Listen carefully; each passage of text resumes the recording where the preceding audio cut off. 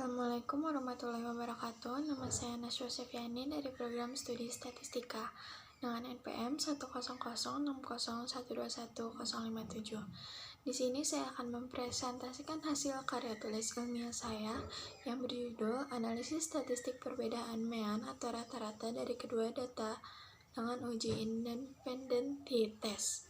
Pertama, ada bab 1 pendahuluan, bab 2 landasan teori, bab 3 hasil dan pembahasan, dan bab 4 ada penutupan. Pada bab 1 pendahuluan terdapat A. Latar belakang. Analisis statistika dalam konteks penelitian pada dasarnya adalah sebagai alat memberikan gambaran tentang peristiwa-peristiwa dalam bentuk yang sederhana yang dapat berupa angka-angka atau bagan.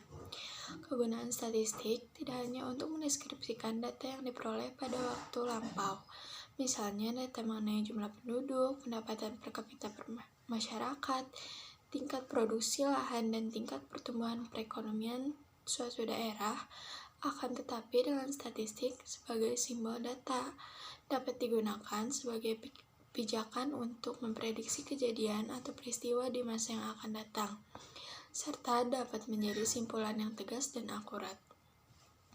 Dan analisis statistik kali ini diperlukan untuk membuktikan secara statistik bahwa memang terdapat perbedaan antara nilai aljabar linear elementer pada kelas A dan kelas B. Dan uji yang digunakan adalah uji independentitas.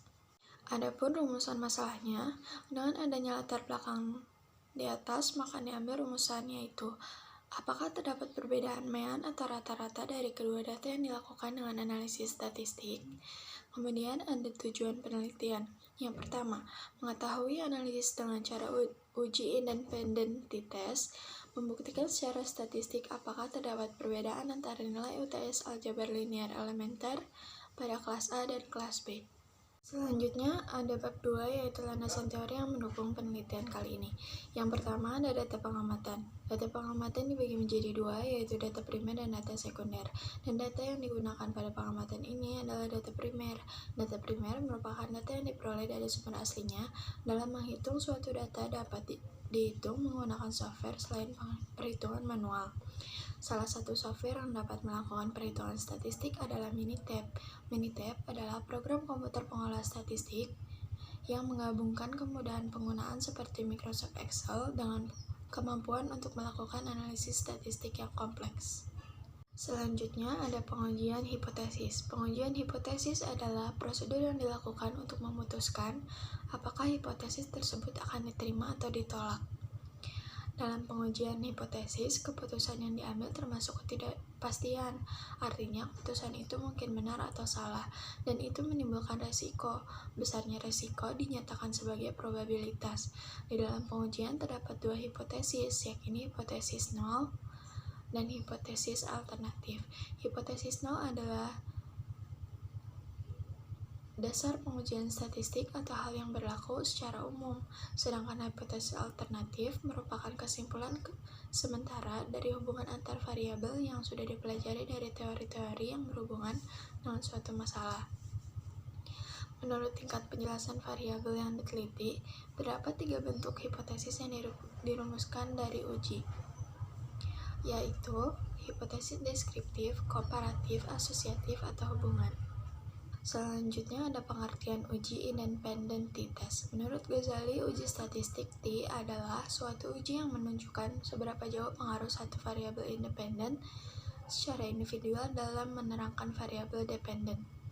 Adapun langkah-langkah pengujian independentitas yaitu pada independentitas dilakukan uji homogenitas varians terlebih dahulu sebelum melakukan uji dua rata-rata.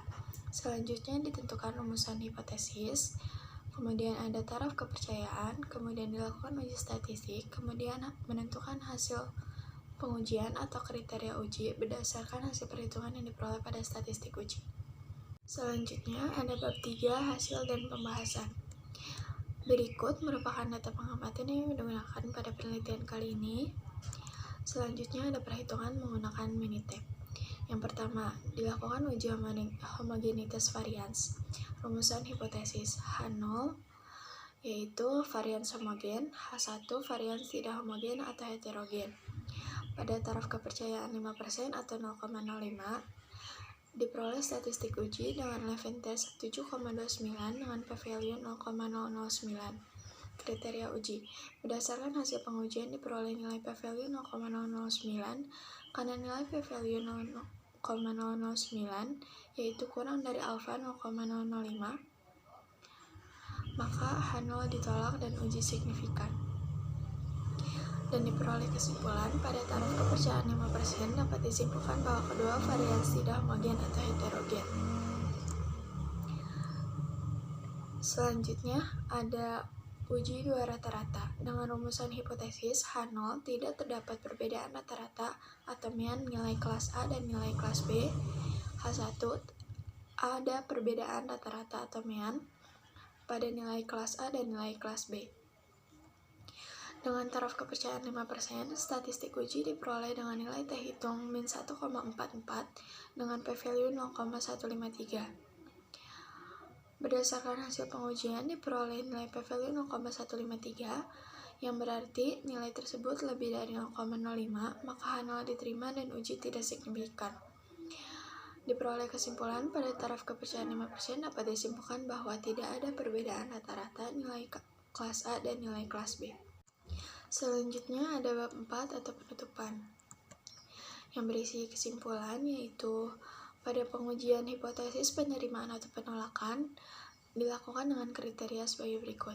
Jika nilai signifikan lebih dari 0,05 maka H0 diterima dan H1 ditolak. Hal ini berarti secara parsial variabel independen tersebut tidak mempunyai pengaruh yang signifikan terhadap variabel dependen. Jika nilai signifikan kurang dari 0,05, maka hipotesis 0 atau H0 ditolak dan hipotesis alternatif atau H1 diterima. Hal ini berarti secara parsial variabel independen tersebut mempunyai pengaruh yang signifikan terhadap variabel dependen. Dan pada penelitian kali ini diperoleh nilai signifikan lebih dari 0,05 yang berarti H0 diterima, H1 ditolak, dan uji tidak signifikan. Dan pada pengujian ini dapat disimpulkan bahwa tidak ada perbedaan mean atau rata-rata dari nilai UTS aljabar linear elementer pada kelas A dan kelas B. Mungkin sekian presentasi karya tulis ilmiah dari saya. Mohon maaf apabila banyak kesalahan. Terima kasih. Wassalamualaikum warahmatullahi wabarakatuh.